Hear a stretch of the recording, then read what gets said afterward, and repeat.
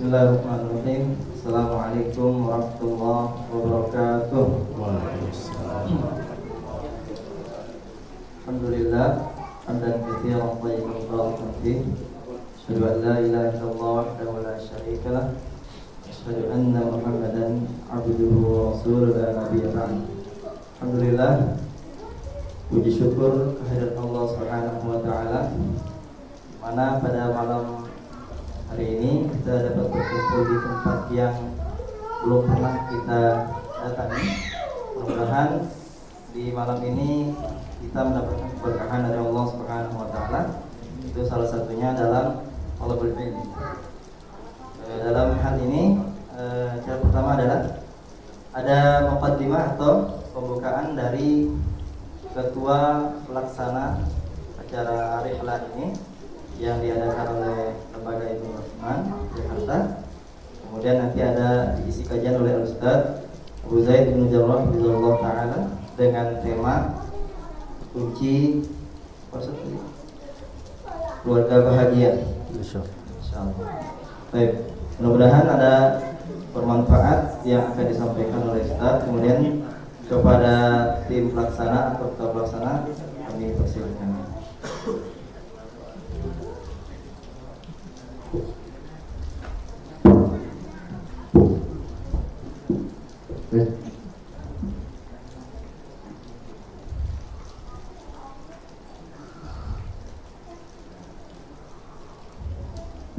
Bismillahirrahmanirrahim. Assalamualaikum warahmatullahi wabarakatuh.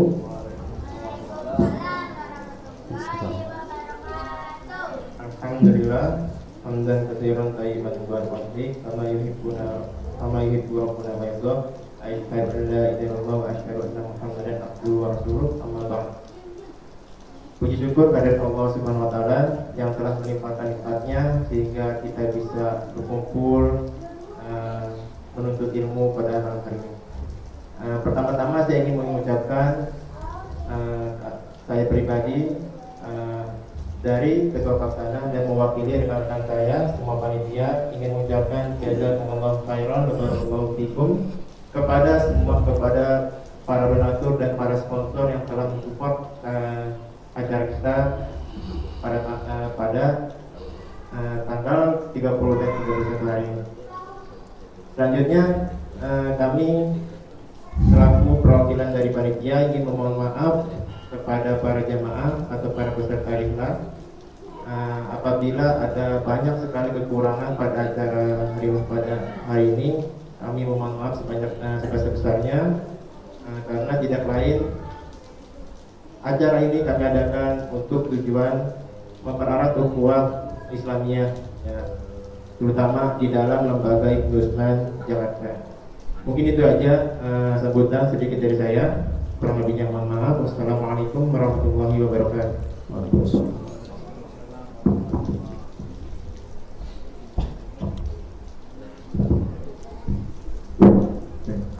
Syukran wa barakallahu fikum pada ketua pelaksana.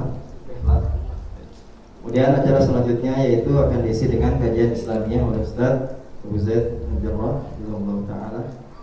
Terus setelah itu akan ada sesi tanya jawab ya dari ikhwan semua karena rukun akhwat berhalangan untuk datang kemari ya.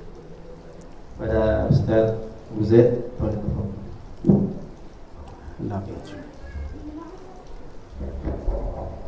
Bismillahirrahmanirrahim. Assalamualaikum warahmatullahi wabarakatuh. Innal hamdalillah nahmaduhu wa nasta'inuhu wa nastaghfiruh wa na'udzu billahi min shururi anfusina wa min sayyiati a'malina. Man yahdihillahu fala mudilla lahu wa man yudlil fala hadiya lahu. Wa asyhadu an la ilaha illallah wahdahu la syarika lahu wa asyhadu anna Muhammadan 'abduhu wa rasuluh. Ya ayyuhalladzina amanu taqullaha haqqa tuqatih wa la tamutunna illa wa antum muslimun. Thumma amma ba'd. Fa inna asdaqal hadits kitabullah wa khairal hadi hadi Muhammadin sallallahu alaihi wa alihi wa sallam. Wa syarrul umuri muhdatsatuha wa kullu muhdatsatin bid'ah وكل بدعة ضلالة وكل ضلالة في النار. Ikhwani a'azzakumullah, alhamdulillah kita bersyukur kepada Allah Tabaraka wa Ta'ala atas limpahan dari karunia nikmatnya yang Allah telah berikan kepada kita, tentunya dari nikmat Islam, nikmat iman, dan nikmat sehat wal afiyah. Alhamdulillah, pada malam yang mulia ini kita dikumpulkan di salah satu tempat yang insyaallah Allah berkahi, yang Allah berikan rahmatnya, kerana tempat ini dijadikan di antaranya menuntut ilmu, bagian daripada ibadah yang diwajibkan oleh Nabi sallallahu alaihi wasallam. Namun jamaah sekalian, tema yang kita akan bahas ini sebenarnya permintaan dari para ummahat, ya, karena ummahatnya nggak hadir. Jadi permintaan bagi para ummahat, bagaimana kiat untuk menjadikan sukses di dalam berumah tangga. Mungkin ini pun bisa juga antum pelajari bagi para ikhwah yang belum menikah atau yang ingin menikah atau yang sudah menikah. Di antaranya kita mengambil beberapa faidah, mengambil ilmu sebagaimana yang para ulama mengambil kiat sukses berumah tangganya sebagaimana rumah tangga Nabi sallallahu alaihi wasallam. Maka rumah tangga yang bahagia itulah yang diidam-idamkan mungkin, ya, oleh seluruh manusia, baik itu laki-laki dan perempuan. Maka rumah tangga yang akan dibina, di antaranya ini satu ibadah yang sangat mulia di sisi Allah.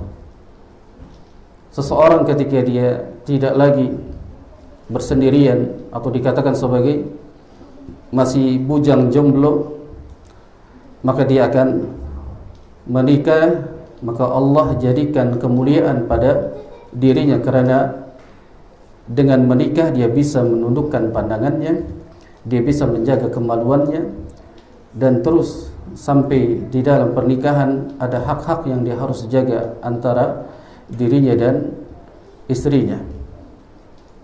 Oleh karena itu, di antara musuh manusia yaitu iblis tidaklah akan diam menggoda anak Adam yang pada saat ingin menyempurnakan agamanya dengan menikah.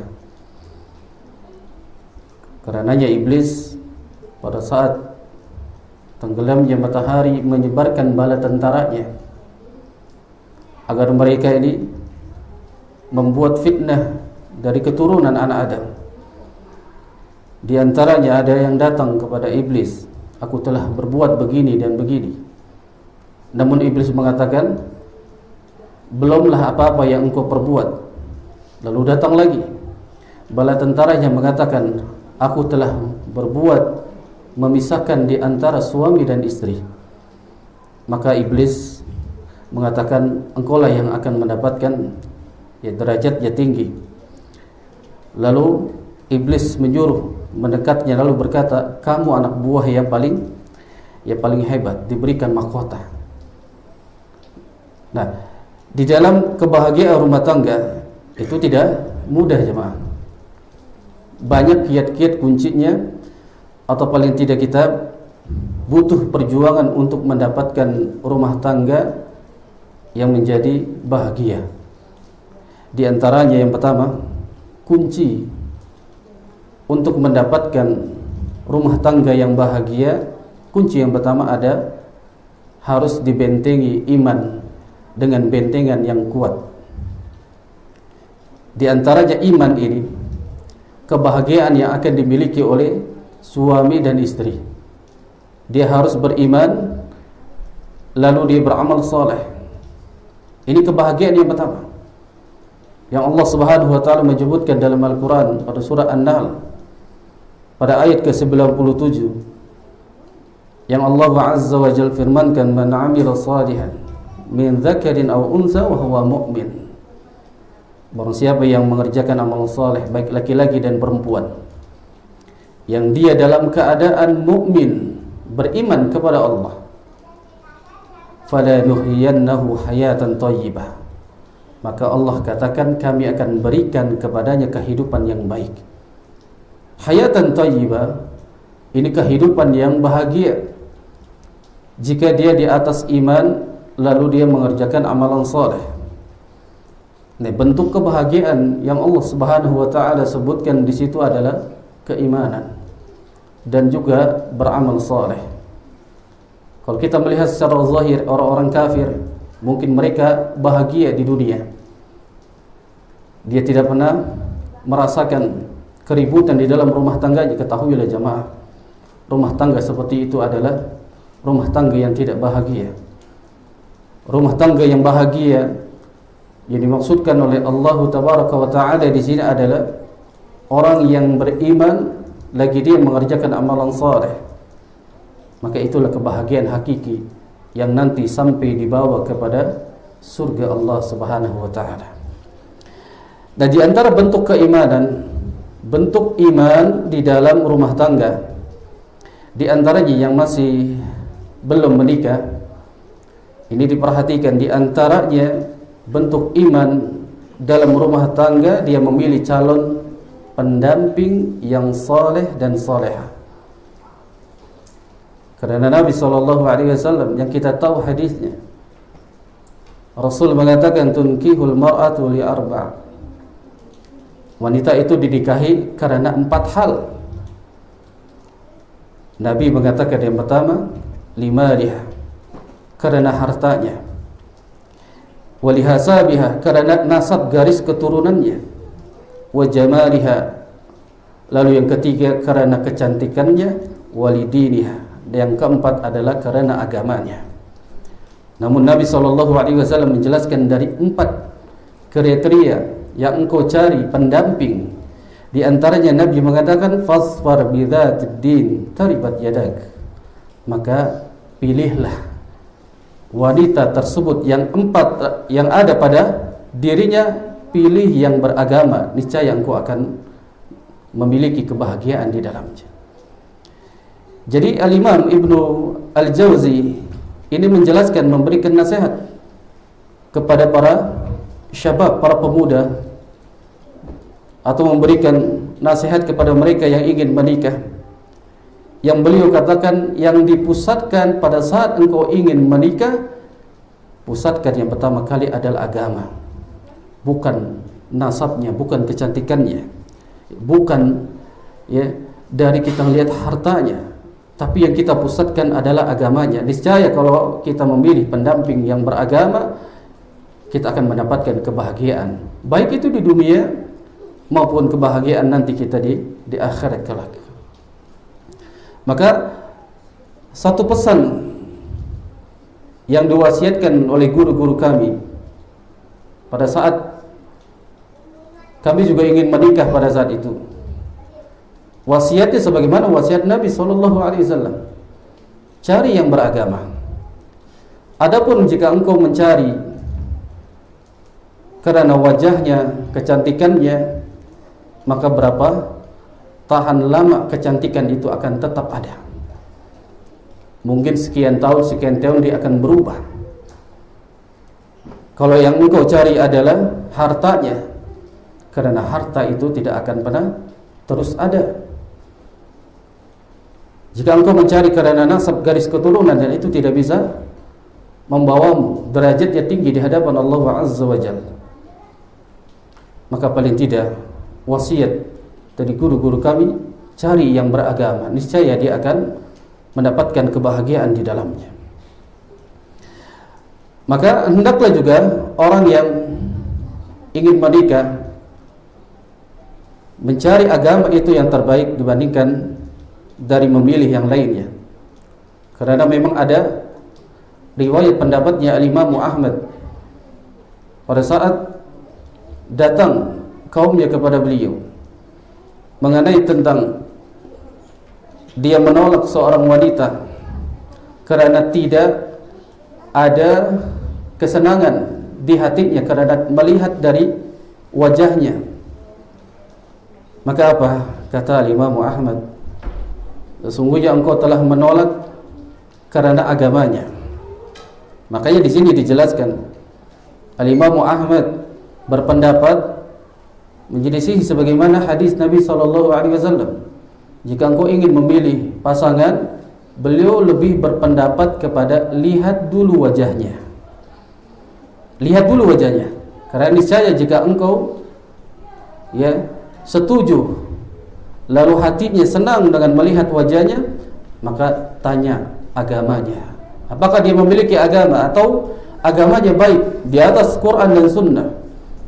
Kalau cantik namun tidak memiliki agama, maka janganlah engkau pilih, karena kebinasaan jika engkau memilih seorang pendamping yang tidak memiliki agama.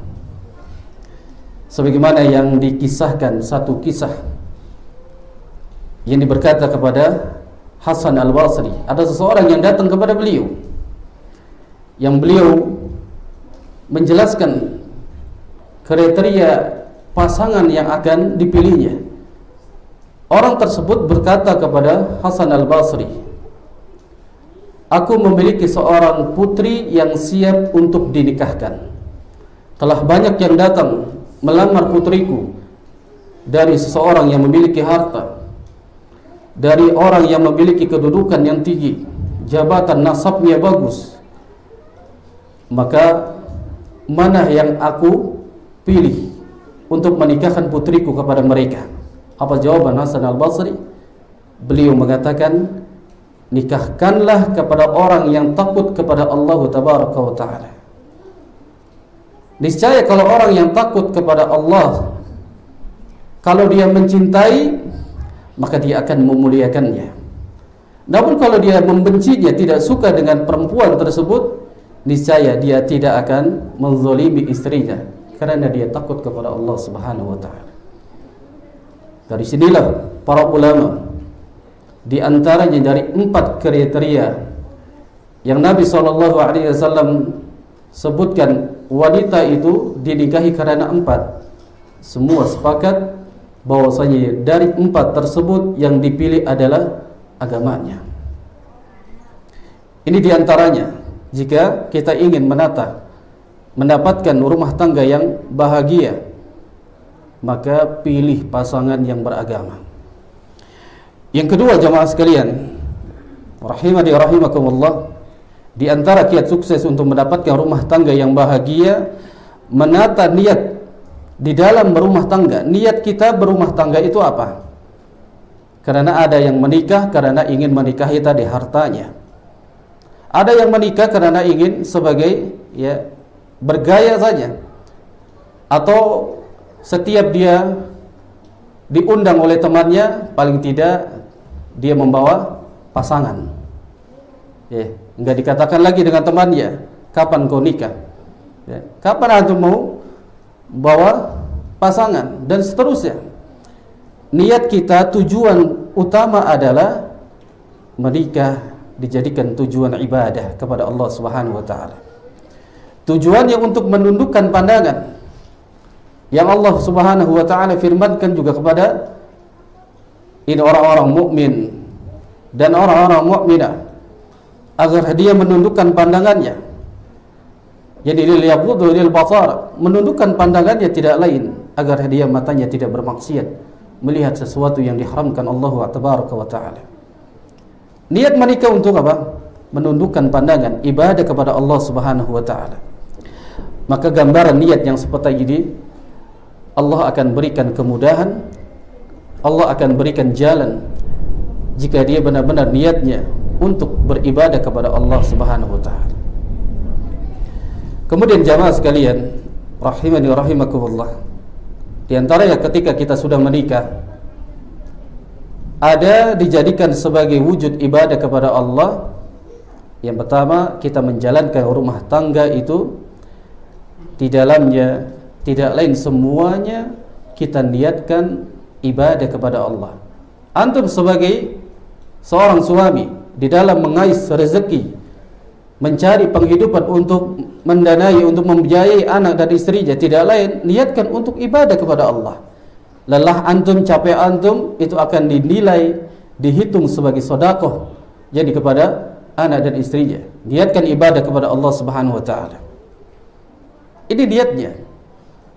Bagi seorang wanita pun ketika dia sudah menikah, mengurusi suaminya, mempersiapkan makannya, dan dia merapikan dari seisi rumahnya, niatkan karena untuk ibadah kepada Allah. Karena di antara bentuk ibadahnya seorang istri kepada suaminya, dia melayani dengan sebaik-baiknya. Kalau punya istri, antum berikan haknya, layani dengan sebaik-baiknya, karena tujuan kita ibadah. Demikian juga seorang wanita, seorang istri pun melayani suaminya. Jadi bentuk ibadah. Lalu yang berikutnya di antaranya, ketika antum sudah menikah, ketika ada problem, permasalahan di dalam rumah tangga yang antum nanti akan jalani atau yang sudah dijalani, itu tidak ada yang dia lurus terus, tidak ada ujian dan cobaan di dalamnya. Pasti ada ujian dan cobaan di dalam rumah tangga. Namun ketika kita mendapati satu permasalahan di dalam rumah tangga kita, maka niatkan untuk menjalin kembali agar rumah tangga kita ini tidak pecah. Karena iblis akan bahagia melihat seseorang ketika dia berpisah di antaranya, suami dan istri tidak lagi dia hidup bersama. Ini kebahagiaan iblis. Makanya kita berusaha untuk apa? Setiap ada masalah, berusaha untuk menjalin kembali. Karena memang syariat tidak melarang ya kita berbicara tentang cerai. Namun paling tidak kebahagiaan jika ada permasalahan, berusaha untuk lagi kembali untuk menjalin hubungan. Jadi selama kita hidup berumah tangga, romantis di dalamnya, kita jalin kembali. Karena Allah Azza wa Jalla telah firmankan dalam surah Al-Baqarah pada ayat ke-228. Allah nyatakan, wa bu'ulatuhunna ahaqqu biraddihinna fi dzalika in aradu islaha. Dan suami mereka lebih berhak untuk kembali kepada istrinya jika mereka menginginkan kebaikan. Suami lebih berhak untuk kembali jika dia memiliki satu permasalahan, itu lebih baik bagi mereka. Dan juga seorang istri ketika suami meminta maaf, maka berikan maafnya.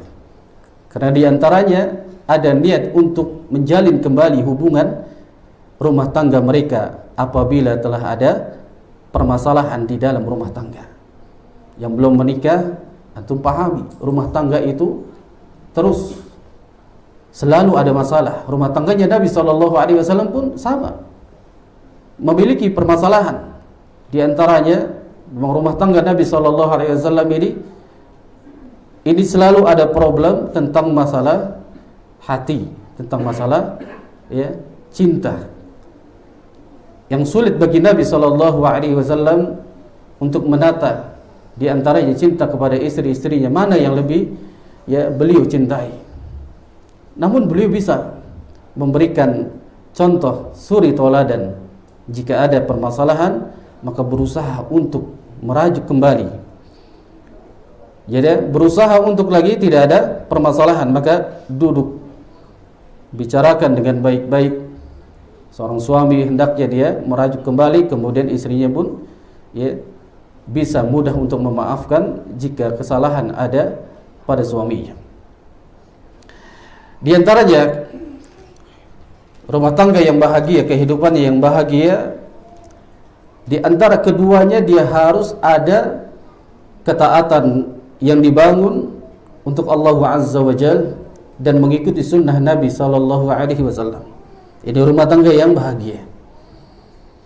Di antaranya kita tahu seorang wanita jika dia telah taat kepada Allah Subhanahu wa taala, dia melaksanakan salat, berpuasa Ramadan, menjaga kemaluannya, lalu dia taat juga kepada suaminya, maka ini mendapatkan kebahagiaan bagi seorang wanita yang dia taat kepada Allah, juga taat kepada suaminya.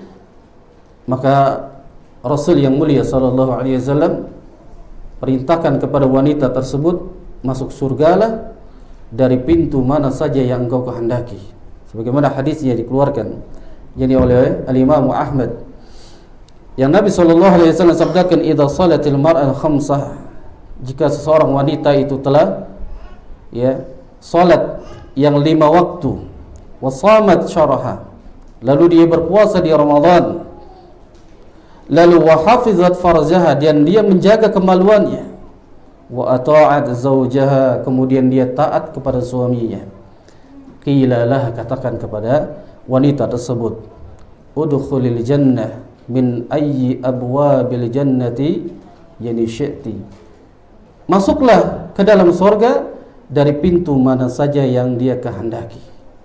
Di antaranya dibangun ketaatan kepada Allah, kemudian taat kepada suami. Demikian pula di antaranya para suami, jika dia ingin mendapatkan kemuliaan, kebahagiaan pada saat dia meninggalkan istrinya, meninggalkan rumahnya, ingatlah selalu ada takwa pada hatinya. Makanya Nabi berwasiat kepada sahabatnya, ittaqillah haitsu ma kunta, bertakwalah engkau di mana saja engkau berada. Maksudnya diiringi, karena takwa itu maknanya para ulama menjelaskan menjalankan segala perintah Allah dan juga menjauhi segala larangannya. Pada saat kita meninggalkan istri kita dalam keadaan kita mungkin bekerja, safar atau yang lainnya, maka jaga ketakwaan kita kepada Allah. Maksudnya jangan kita melakukan maksiat, jangan kita melakukan perzinahan. Ini yang dimaksudkan. Kebahagiaan yang dia akan dapatkan pula, kebahagiaan di dalam rumah tangganya, jaga ketakwaan pada saat dia meninggalkan istrinya, meninggalkan rumahnya. Karena para aba, para ikhwan pun tidak luput dari yang namanya dia melakukan perzinahan atau dinamakan dengan selingkuh. Walaupun sudah ngaji, walaupun tauhidnya sudah benar, mengikuti sunnah, karena semua itu adalah manusia. Pada saat dia meninggalkan istrinya, dia meninggalkan rumahnya, maka syaitan akan terus menggoda untuk bermaksiat kepada Allah Subhanahu wa ta'ala. Maka tidak sedikit dari kaum muslimin, khususnya juga yang sudah mengaji di atas sunnah, banyak yang terjatuh ke dalam perselingkuhan ketika dia meninggalkan istrinya di rumah.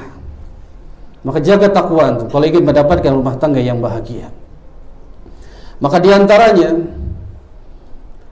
jika rumah tangga yang sudah dibangun dengan niat ibadah, menjaga kerukunan rumah tangga tersebut, apabila kita mendapatkan satu ujian yang diuji oleh Allah Tabaraka wa Ta'ala, maka hendaklah kita sabar di dalam menghadapi ujian tersebut. Mungkin setelah menikah, antum akan diuji kehidupannya, mungkin semakin miskin. Allah akan uji mungkin dengan ujian bagaimana menghadapi tetangga pada saat kita ngontrak, atau menghadapi mertuanya, atau menghadapi yang lainnya. Ini ujian, maka hendaknya dia sabar di dalam menghadapi semua itu. Atau mungkin diuji dengan banyaknya permasalahan. Kalau kita sudah ikut di jalan Allah, mengikuti sunnah, banyak ujian dan rintangan. Namun bagi orang yang beriman, yang sudah di atas tauhid, mengikuti sunnah, pada saat dia mendapatkan ujian dan cobaan, tidak lain dia dapati semua ujian itu adalah kebaikan bagi dirinya. Yang Rasul sallallahu alaihi wasallam sabdakan, ajaban lil amril mu'min, ya sungguh menakjubkan urusannya orang yang beriman itu. Kenapa? Inna amrahu kullahu khairan wa laysa dzala li hadin illa lil mu'min. Semua urusan baginya itu adalah jika dia mendapatkan nikmat, maka dia bersyukur kepada Allah Subhanahu wa ta'ala. Kalau dia dapat ujian, musibah, maka dia sabar di dalamnya. Dapat nikmat, dia bersyukur kepada Allah. Dapat ujian, dia sabar. maka kehidupannya akan menjadi baik jika dia mendapatkan ini. Maka nasihat para ulama, jika dia tidak sabar dengan ujian pada saat antum sudah berumah tangga, maka ini akan menjadi rumah tangga yang di dalamnya terus banyak permasalahan. Mungkin seorang istri, ketika dia sudah menikah, suaminya sudah berhenti bekerja atau pendapatannya berkurang karena pandemi. Kalau istri tidak sabar menghadapi ujian tersebut, maka akan terus ada permasalahan di dalamnya. Nah, seorang suami pun demikian, jemaah. Maka pada saat kita memiliki ujian dan cobaan, sabar, semuanya akan mendapatkan kebaikan jika kita menghadapinya yang dengan sabar. Maka di antara kunci yang kedua, ikhwani fiddin wa akhwat fillah azzakumullah, kebahagiaan yang akan dia dapat pada saat dia membangun rumah tangga, dia harus di atas ilmu, karena ilmu itu adalah cahaya untuk rumah tangganya. Tentu sebagaimana kita ini berjalan di satu kegelapan, yang kita kan membutuhkan apa? Cahaya untuk menerangi jalan kita sampai kepada tujuan. Dan rumah tangga yang kita bangun pun demikian, jemaah. Kalau dia tanpa ilmu, maka kegelapan terus yang dia jalani. Maka dia butuh yang namanya ilmu. Di dalam rumah tangga ini membutuhkan ilmu, agar suami istri itu bahagia di atas ilmu. Di antaranya yang harus dia pelajari setelah dia menikah, membangun rumah tangganya, pelajari ilmu tentang fikih pernikahan. Karena banyak pada saat setelah menikah dia tidak tahu fikih tentang pernikahan. Bagaimana memuliakan istri, istri bagaimana memuliakan suami, memberikan haknya kepada suami. Terkadang juga suami tidak tahu hak-hak seorang suami diberikan kepada istrinya. Sampai hal yang berkaitan dengan berhubungan, yang berjima, itu diajarkan oleh Nabi. Namun kalau kita tidak mengetahui tentang ilmu ini, maka niscaya kalian tidak akan pernah berbahagia di dalam rumah tangganya. Ini dijelaskan sampai sedemikian. Ya, berhubungan di antara suami istri dijelaskan, disitulah ada kebahagiaan yang banyak kaum muslimin yang mereka bercerai, di antaranya permasalahan tentang berhubungan antara suami dengan istri. Di antaranya mereka tidak tahu tentang ilmu fikih di dalam berhubungan. Dia tidak tahu tentang ilmu bagaimana dia memuliakan atau memberikan haknya kepada istrinya, istrinya pun demikian kepada suaminya. Pelajari. Maka pelajari, cari ilmunya tersebut. Di antaranya Imam Bukhari ya rahimahullah ini menyebutkan di dalam kitabnya Al-ilmu qabla al-qaul wal amal. Ilmu terlebih dahulu sebelum dia berucap atau dia melakukan sesuatu. Nah, dijelaskan oleh para ulama, di antaranya pada saat kita menikah kemudian tidak memiliki ilmu di dalamnya, maka jangan harap dia mendapatkan rumah tangganya berbahagia. Atau seseorang mengatakan hanya modal apa? Modal nekat. Pokoknya nikah saja, urusan nanti ke depannya jalani aja. Jangan, jamaah. Ilmu, cari ilmu. Kalau yang sudah terlanjur sudah menikah, terus pelajari, menuntut ilmu, agar kita mendapatkan kiat-kiat ini menjadi rumah tangga yang sakinah, mawadah warahmah, berbahagia itu. Karena kita berumah tangga tidak ada batas waktu, mungkin dibataskan 1 tahun, 2 tahun, 3 tahun, tidak. Sampai di surga kita berkumpul kembali. Itu yang kita inginkan, berumah tangga, tidak lain ibadah kepada Allah Subhanahu wa taala. Yang kedua di antaranya kiat kunci untuk rumah tangga kita bahagia, mempelajari di antaranya karakter dari istri kita. Istri mempelajari karakter jaga suaminya, ini penting. Karena biasanya watak dan kondisi pasangan itu kalau kita pelajari, niscaya kita akan bahagia. Tapi kalau kita tidak mempelajari, maka di situ ada keributan terus. Ini sebagaimana Nabi SAW mempelajari dari setiap istrinya ini, karakternya berbeda-beda. Mungkin Nabi pada saat di rumahnya Aisyah radhiyallahu taala anha, beliau mengetahui karena Aisyah ini pada saat di sisi Nabi seseorang yang ingin selalu dimanjakan oleh Nabi sallallahu alaihi wasallam. Makanya sampai sepeninggalan beliau meninggal di pangkuan dari Aisyah radhiyallahu taala anha. Di istri yang lainnya pun tidak sedemikian. Jadi kita tahu karakter ya istri kita ini seperti apa, agar kita bisa memahami. Nah, di antaranya ini kiat di saling pengertian kondisi pasangan sangat penting untuk kita pahami, apalagi pada kondisi kita sudah menikah. Maka kita semakin dekat, kita akan mengetahui sifat dan watak dari pasangan kita. Di antaranya juga mengambil pelajaran dari orang lain. Jadi kalau antum ingin mengambil pelajaran orang lain, maka sering-sering duduk bersama orang yang dahulu sudah menikah, namun dilihat rumah tangganya langgeng, terus bahagia. Ambil ilmunya, pengalamannya ambil. Di antaranya kita diperintahkan untuk mencari teman yang saleh dan salehah. Disitulah letaknya manfaatnya agar kita mengambil jadi pelajaran ibrah. Apalagi di masalah di rumah tangga, lihat rumah tangganya si fulan ini terus langgeng, bahagia, ambil pengalamannya, dekati dia. Karena di antaranya orang-orang yang ketika dia berbahagia, di dalamnya tentu pasti ada ilmu-ilmu yang dia terapkan. Sebagaimana ini pelajaran buat kita, baik yang belum menikah, yang ingin menikah, atau yang sudah menikah. Di antaranya mengambil pelajaran dari pengalaman orang yang sudah menikah. Lalu mempelajari di antaranya melaksanakan kewajiban dan memenuhi dari hak pasangan kita. Ini kewajiban suami yang pertama, jemaah, agar kita bisa paham kita sebagai seorang suami memberikan nafkah lahir dan batin. Ini kewajiban seorang suami. Allah katakan dalam surah At-Talaq pada ayat ke-7, liyunfiq dzu sa'atin min sa'atihi. Hendaklah orang yang mampu itu memberikan nafkah menurut kemampuannya. Di antaranya kewajiban seorang suami memberikan nafkah lahir dan batin.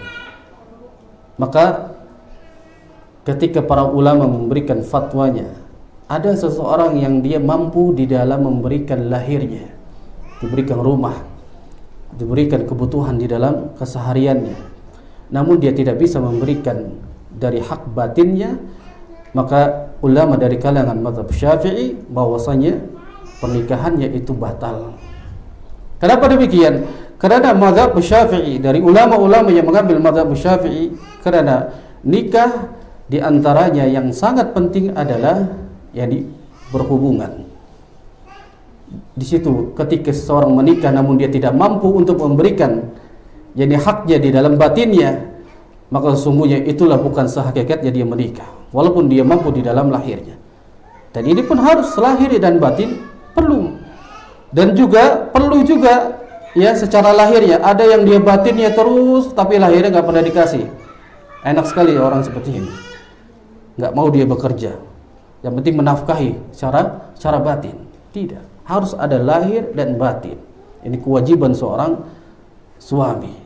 Di antaranya Imam Ibnul Munzir yang beliau berkata, para ulama kami sepakat ijma' di antaranya kewajiban seseorang adalah menafkahi istri itu dengan menafkahi lahir dan batinnya. Ini sepakat para ulama. Maka ini yang harus dipahami. Jadi antum sebagai seorang suami ketika sudah menikah, bekerja, cari penghidupan. Jangan numpang dengan mertua. Jangan mengandalkan harta yang milik seorang istri, mengandalkan harta mertua, atau dia mengandalkan orang lain. Bekerja, cari penghidupan, berikan nafkah. Jadi istri kita, berikan nafkah anak-anak kita. Itulah seorang suami yang bertanggung jawab, di antaranya lahir dan batin, yang harus dia jaga kemuliaan dia sebagai seorang suami. Tidak meminta-minta kepada seorang demi untuk menafkahi jadi istri dan anak-anaknya. Bekerja lebih baik daripada dia meminta. Lalu kemudian jamaah sekalian rahimani rahimakumullah, kita mendidik istri dan anak-anak itu yang pertama penuh dengan kelembutan. Seorang istri itu kalau kita didik itu secara keras, maka niscaya kita tidak akan pernah bisa mendidik seorang istri itu secara keras, karena sifatnya wanita itu diciptakan dari tulang rusuk yang bengkok. Niscaya kalau kita memberikan pelajaran, mendidiknya secara keras, sebagaimana tulang rusuk yang bengkok pada saat itu kita ingin luruskan secara cepat, secara keras, maka dia akan patah. Namun juga kalau kita diamkan, tidak kita luruskan, dan dia akan terus seperti itu seorang wanita. Jadi bagaimana cara kita mendidik seorang istri penuh dengan kelembutan? Di antaranya penuh kelembutan adalah dengan berbicara yang baik. Nasihati seorang istri bila dia bermaksiat kepada Allah. Berikan adab di dalam menasihati. Apalagi kalau nasihatnya ada fulusnya, Masya Allah. Makan dulu kita di luar, baru nasihati. Ya, sudah senang, kasih makan, kasih minum, Masya Allah. Belanja di mall, baru nasihatin. Ya, di antaranya itu dengan kelembutan. Ini yang salah satu dijaga di dalam kita menasihati atau mendidik seorang istri. Maka di antaranya mendidik seorang anak pada saat kita nanti memiliki anak. Tujuan juga menikah di antaranya kita banyak keturunan.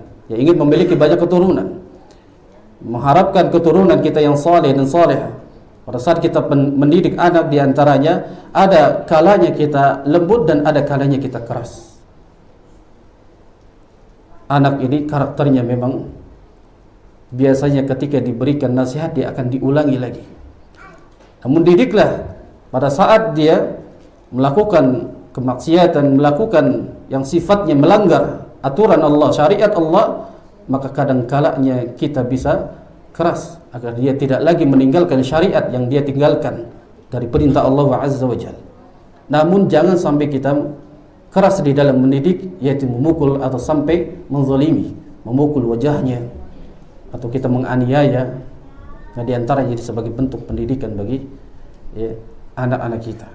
Ada kalanya kelembutan dan ada kalanya kita tegas. Kerasnya di sini bukan adalah keras yang membenci, melainkan tegas agar anak ini bisa memahami mana batasan syariat yang tidak boleh ditinggalkan, mana batasan permainan yang dia mainkan ini melanggar dari syariat Allah.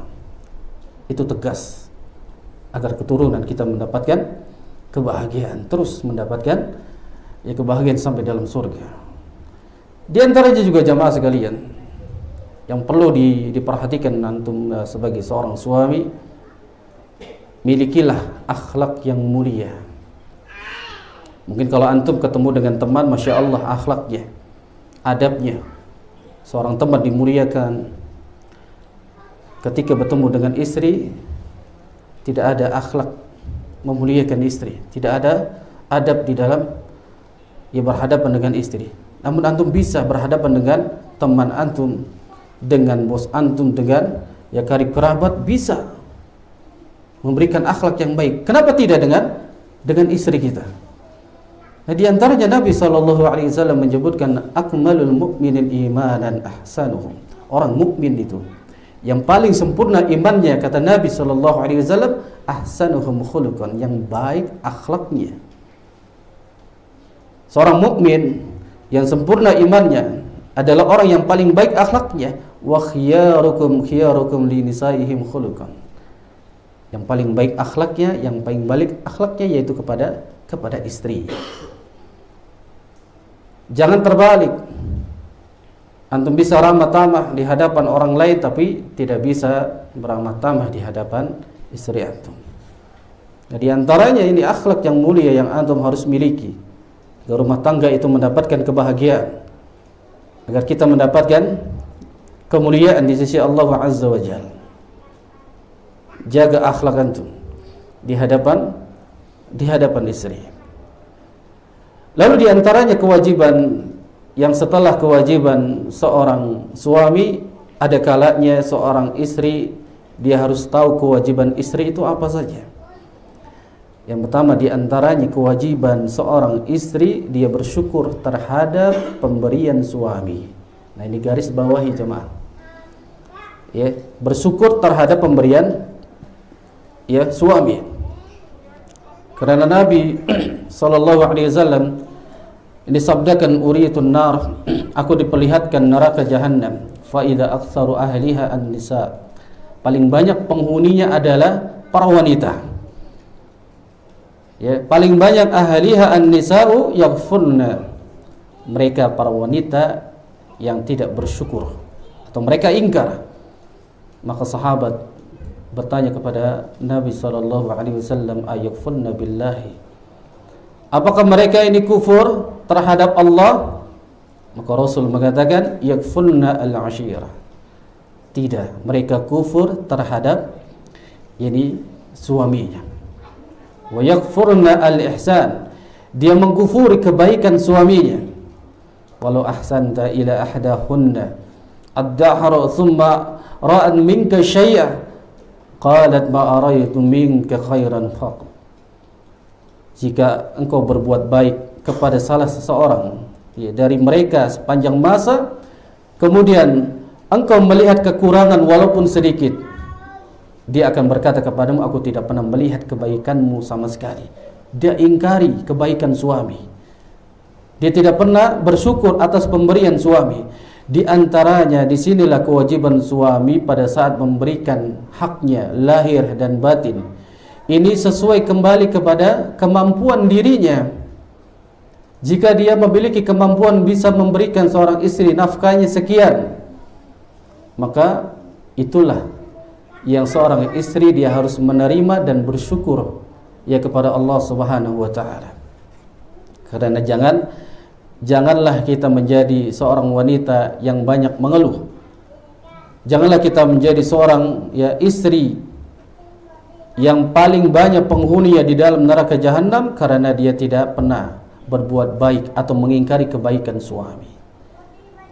Ini musibah bagi para istri-istri yang saleh.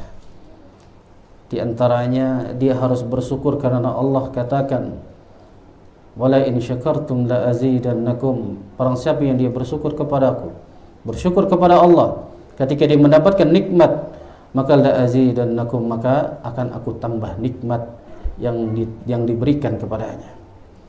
Namun wala in kafartum, apabila dia kufur, mengingkari akan kebaikan suaminya, atau dia mengingkari akan nikmat Allah Azza wa Jalla yang telah diberikan, walaupun itu sedikit dia ingkari, maka inna azabi lasyadid, maka sungguh azabku sangat pedih. Jadi peringatan bagi para wanita, jika suaminya datang membawa rezeki walaupun sedikit, maka ucapkanlah bersyukur kepada Allah Subhanahu wa taala. Ini penting saling membantu di antaranya agar kita menjalin hubungan yang bahagia. Wa ta'awanu 'alal birri wa taqwa. Kita saling tolong menolong di dalam berbuat takwa kepada Allah, berbuat yang baik. Maka di antaranya jika kita saling membantu, istri membantu suaminya, suaminya pun membantu dia istrinya, maka di antaranya Allah Subhanahu wa taala memberikan gambaran bagi suami dan istri ini sebagai pakaian. Allah katakan dalam surah Al-Baqarah pada ayat 187, hunna libasul lakum wa antum libasul lahunna. Jadi mereka adalah pakaian bagimu dan kamu pun adalah pakaian bagi mereka. Maksudnya suami pakaian bagi seorang istri, istri pun pakaian bagi seorang suami. Lalu jamaah sekalian dirahmati Allah Azza wa Jalla, pada saat seorang itu memiliki istri atau istri yang nanti memiliki seorang suami, maka hendaklah jadikan di antara keduanya isi di dalam rumah tangganya dengan selalu berzikir kepada Allah Azza wa Jalla, baik itu zikir dengan lisan, membaca Al-Quran dan semisalnya. Jadikan seperti ini. Karena kita tahu Nabi SAW menyebutkan, liyattakhid ahadukum qalban syakiran wa lisanan. Hendaklah seseorang di antara kalian, suami maupun istri, maka mereka itu yang memiliki hati yang senantiasa hatinya syakiran wa lisanan dzakiran. Hatinya selalu bersyukur kepada Allah. Hatinya dia selalu mengingat Allah Azza wa Jalla dengan lisannya. Dan inilah wa zawjatan tu'inuhu ala amri al-akhirah. Mereka istri yang membantu di antara untuk kepentingan akhirat. Dan juga seorang suami membantu istrinya di dalam menjalankan untuk kehidupan akhirat. Maksudnya adalah jika seorang istri membangunkan suaminya untuk melaksanakan sholat malam, di antaranya ini saling tolong menolong, ta'awwanu 'alal birri wa taqwa, di dalam mentaati Allah Azza wa Jalla. Karena jadikan rumahnya di antaranya rumah yang di dalamnya penuh dengan zikir kepada Allah Subhanahu wa taala, dijadikan salat sunnah, dijadikan membaca Al-Qur'an, dan suami pun membantu apabila lalai istrinya dari berzikir kepada Allah, lalai dari membaca Al-Qur'an atau bangunkan karena takut dia lalai melaksanakan perintah Allah, yaitu melaksanakan salat-salat yang diwajibkan, kita tegur, lalu kita ajak untuk menjadi taat kepada Allah Subhanahu wa taala. Ini diantara yang kiat yang membantu di dalam kebaikan. Para istri Nabi SAW pun mereka membantu beliau, baik secara harta, kehidupan, sebagaimana istri Nabi yakni Khadijah membantu di dalam harta untuk perjuangan dakwah Nabi SAW. Ada kalanya begitu, membantu seorang suami ketika dia tidak memiliki uang, namun seorang istri memiliki uang, memiliki tabungan, maka bantu, berikan kepada suami agar dia bisa mencari kerja, atau agar bisa dia menjadikan tanggung jawabnya, tidak diam. Bantu, saling bantu di dalam ketaatan kepada Allah Subhanahu wa taala. Itu diantaranya kiat kunci untuk mendapatkan rumah tangga yang bahagia. Sampai jam berapa? Sampai malam. Ini panjang sekali ini. Belum kita bab masalah ranjang. Itu yang ditunggu-tunggu oleh ikhwan yang jomblo. Di antara yang antum ini harus banyak kiatnya untuk menggapai rumah tangga yang bahagia. Baik, mungkin Anda kembalikan kepada MC-nya, moderator. Nah, Fali, tafadhal, mungkin sisanya untuk dijadikan tanya jawab. Silakan. Alhamdulillah, berarti sudah tidak ada dan semua pertanyaan sudah dijawab oleh Ustaz Abu Zaid. Barakallahu fiikum, jazakumullah khairan Ustaz. Kemudian maka dari itu acara ini kami akhiri dan kita akan melanjutkan ke acara berikutnya, yaitu barbecue dan lain sebagainya. Jazakumullah khairan, barakallahu fiikum. Nah, kita akhiri jamaah dengan doa kafaratul majlis. Subhanakallah bihamdik, asyhadu an la ilaha illa anta, astaghfiruka wa atubu ilaik. Wassalamualaikum warahmatullahi wabarakatuh.